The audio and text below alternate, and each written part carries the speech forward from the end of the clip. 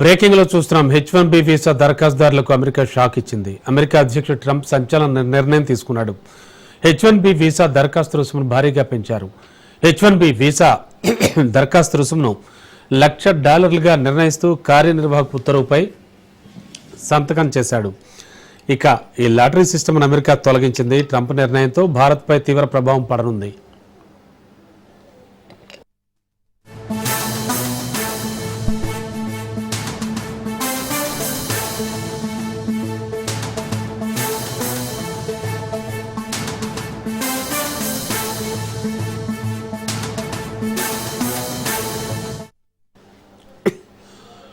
H1B visa లబ్ధిదారులలో 70% కంటే ఎక్కువ మంది భారతీయులు ఉన్నారు.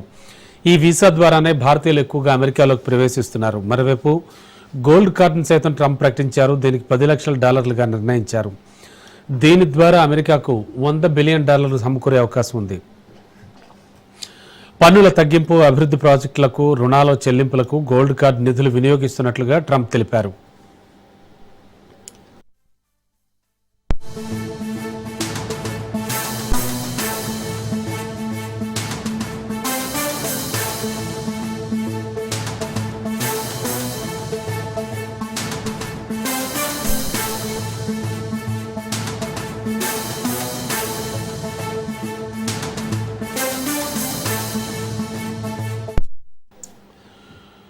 ప్రస్తుతానికి H1B వీసాల దరఖాస్తు ధరను పెంచడంతో మొత్తం ఆల్మోస్ట్ ఆల్ ప్రపంచవ్యాప్తంగా టెక్ కంపెనీలన్నీ గగ్గోలు పెడుతున్నాయి.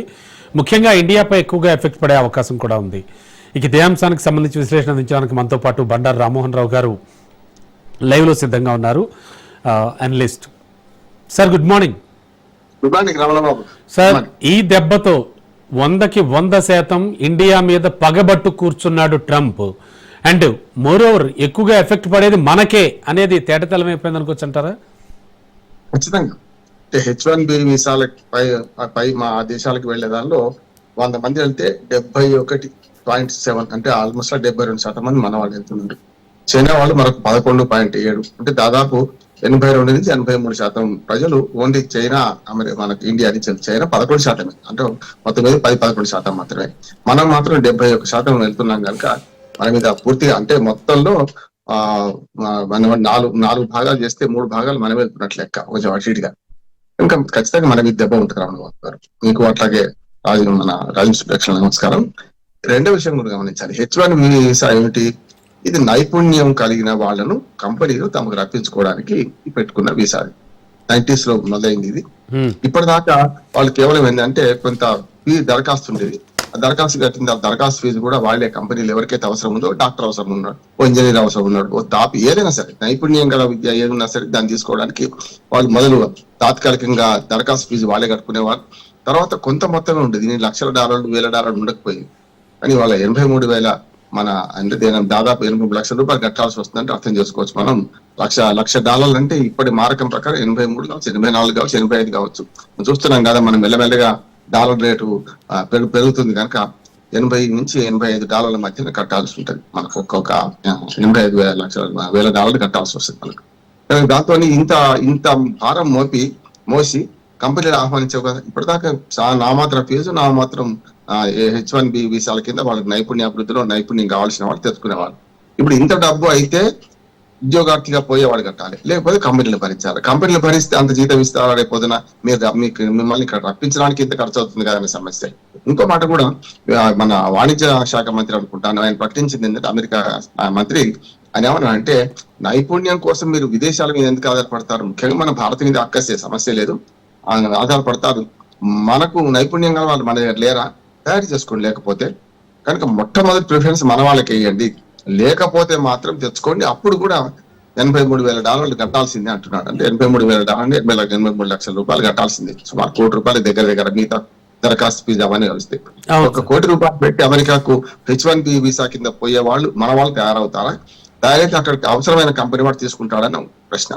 రెండోది ఒక మాట చెప్తాను నేను. ఈ 90s లో మొదలైన దాని ఇక్కడ ఈ మధ్యన డబ్బులు విదేశీ మార్గ ద్రవ్యం ముఖ్యంగా డాలర్లు ఎక్కువ తీసుకోవాలనే ఉద్దేశంగా ఇప్పుడు లక్కీ ద్వారా మనకు ఏదైతే గోల్డ్ కార్డ్ అంటారు, గోల్డ్ కార్డ్ అని గోల్డ్ కార్డ్ ఆ గోల్డ్ కార్డ్ ను కూడా ఇప్పుడు వాళ్ళ ఎన్ని కోట్లు కట్టాల్సి కదా, $1,00,000 నుంచి $10 లక్షల అండి, $10 లక్షల. $10 పెంచారు. ఇప్పుడు $10 లక్షలు అంటే ఎంత? మన $83,000 అంటే ఇలా మనకి 83 లక్షలు అవుతున్నప్పుడు $10 లక్షల నుండి 83 వేసుకోండి. అందుకని నేను ఏమంటున్నానంటే స్పష్టంగా 83 రెట్లు $10 లక్షల.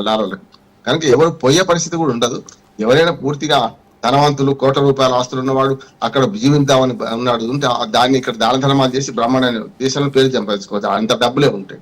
కనుక ఈ రెండింటి మొత్తం భారతదేశం నుంచి అక్కడికి నైపుణ్యం పోవద్దు అనుకుంటున్నారు, అక్కడ ఏ రకమైన వలసలు పోవద్దు అనుకుంటున్నారు. కొన్నిటి మాత్రం తప్పలేదు. వాళ్ళు టాపీ మేస్త్రి నుంచి వదులుకొని మనం దుబాయ్కి ఎట్లా వెళ్తామో కొన్ని వృత్తుల వాళ్ళని తప్పనిసరి అవసరించాల్సి వస్తుంది, వాళ్ళకి తప్పదే. ఎందుకంటే గ్యాస్ స్టేషన్ లో పనిచేసే వాళ్ళు, పెట్రోల్ మనకు సూపర్ బజార్ లో పనిచేసే వాళ్ళు ఇప్పుడు మొన్నదాకా నిరోధించారు కదా, ఇప్పుడు అక్కడ గగ్గోలు పెడుతున్నారు. మా గ్యాస్ స్టేషన్ లో పనిచేసే వాళ్ళు దొరుకుతలేరండి, లేకపోతే మనకు సూపర్ బజార్ లో పనిచేసే వాళ్ళు దొరుకుతున్నారు. కానీ అక్కడ వారు ఇక్కడికంటే 3 రెట్లు జీతం ఆశిస్తున్నారు కదా. అంటే మనం పోయి అక్కడ పనిచేసింది తక్కువ పనిచేసాం, దాంతోపాటు తక్కువ జీతాలు తీసుకున్న పొదుపు పాటించి మనం అక్కడ ఇల్లు కొన్న వాళ్ళు ఉన్నారు, భూములు కొనుక్కున్న వాళ్ళు ఉన్నారు. అదే సమస్య ఏమైతుందంటే వీళ్ళు బయట నుంచి వచ్చి భూములు కొనుక్కుంటున్నారు, ఇల్లు కొంటున్నారు.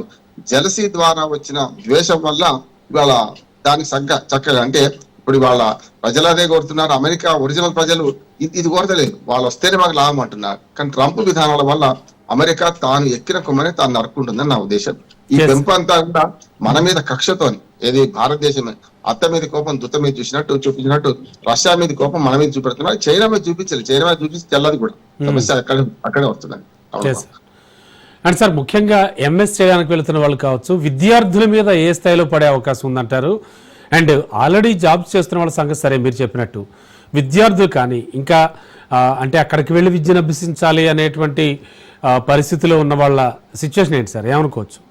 అది వేరే. ఇప్పుడు H1B వీసా పూర్తిగా నైపుణ్యం కోసం కంపెనీలు వేపించుకునే దాని మీద $83,000 అంటున్నారు. అవును. మిగతా విద్యార్థుల వీసాలు రద్దు చేయండి అని చెప్పి విద్యార్థులు సోషల్ మీడియాలో చిన్న ఏదైనా ముక్క పెట్టినా కూడా, ఏదైనా ఆ దేశం గురించే కాదు, అమెరికా దేశం నుంచి కాదు, వేరే దేశాల మీద వ్యాఖ్యం చేసినా సరే వాళ్ళను బయటకు పంపించడము, లేకపోతే వాళ్ళ మీద అరెస్ట్ వారెంట్లు ఇష్యూ చేయడం, చిన్న నేరాలకు కూడా జైల్లో పెట్టడం చేస్తున్నారు కదా. ఇక్కడ విదేశీ విద్య గురించి, విదేశాలు ఇక్కడి నుంచి పోయే విద్య వల్ల చాలా నష్టపోయింది. హార్వర్డ్ యూనివర్సిటీ మనం ప్రకటించింది అడ్మిషన్ 32% తక్కువైనట వాళ్ళకి. ఈ సంవత్సరం 32% తగ్గిందట. ఏది అట్లా దాదాపు $53,000 కోట్ల నష్టం జరిగిందట. ఈ విద్యా సంస్థలకు వచ్చే ఆదాయాన్ని పరిగణలోకి తీసుకుంటే ప్రభుత్వానికి వచ్చే ఆదాయం, ఇది విద్యా సంస్థలకు వచ్చే ఆదాయం కాదు. ఇక్కడి నుంచి విద్యా సంస్థలకు వెళ్ళడానికి, చదువుకోవడానికి వెళ్లే వాళ్ళని కఠినం చేయడం వల్ల ఒకటి, భయం వల్ల కూడా కొందరు వెళ్ళడం లేదు. ఎందుకంటే ఎప్పుడు వెళ్ళకూడదు తెలియదు కదా. అంతేందుకు గతంలో ఒకసారి పోతే అక్కడ ఉద్యోగం చేసుకొని అక్కడే గ్రీన్ కార్డు పొంది ఉంచేవారు. ఇప్పుడు అట్లా కాదు. విద్య కోసం వచ్చిన వాడు 4 సంవత్సరాలు 5వ సంవత్సరం ఉండడానికి వీలేదు అంటున్నాడు. 5 సంవత్సరాల కోర్సు ఎట్లా చదవాలి అక్కడ?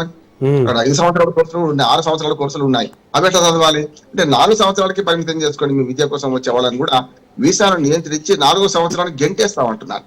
దానివల్ల ఏమైందంటే 1 సంవత్సరంలోనే $53,000 కోట్ల మనకు వాళ్ళు నష్టం జరిగిందంటే ఇది ప్రభుత్వానికి, అమెరికా ప్రభుత్వానికి.